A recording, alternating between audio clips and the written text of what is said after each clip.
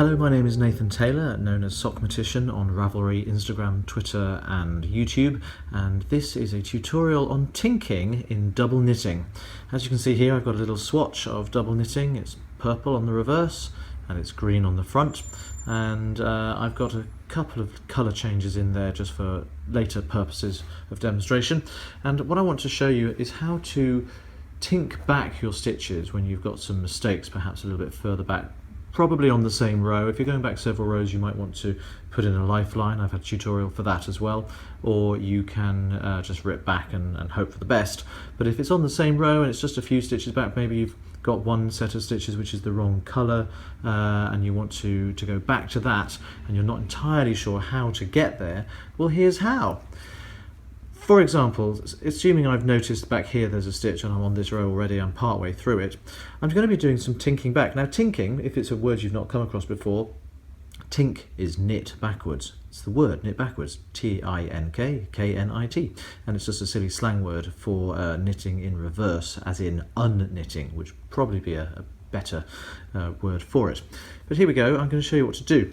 You can see here the last stitch that I've made of my pair is a purl stitch, as is usual with double knitting.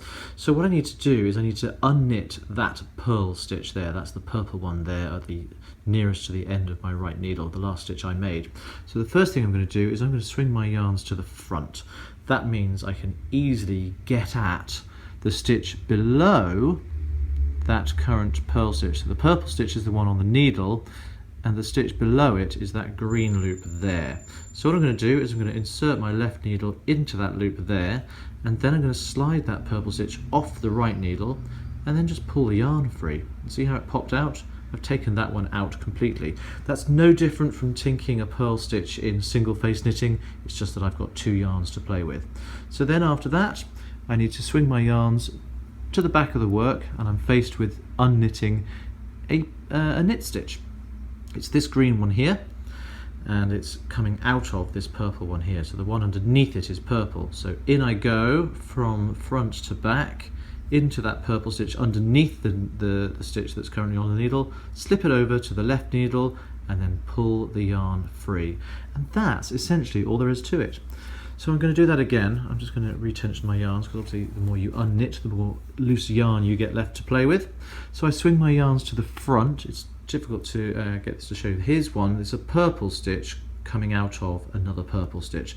So I'm going to stick my left needle from front to back into the loop of yarn, which is the stitch below the stitch I'm currently working with. I use that to slip over to my left needle, pop it off there off the right one, and pull the yarn through. Then I swing my yarns to the back, and now the next stitch that I want to unknit is a knit stitch.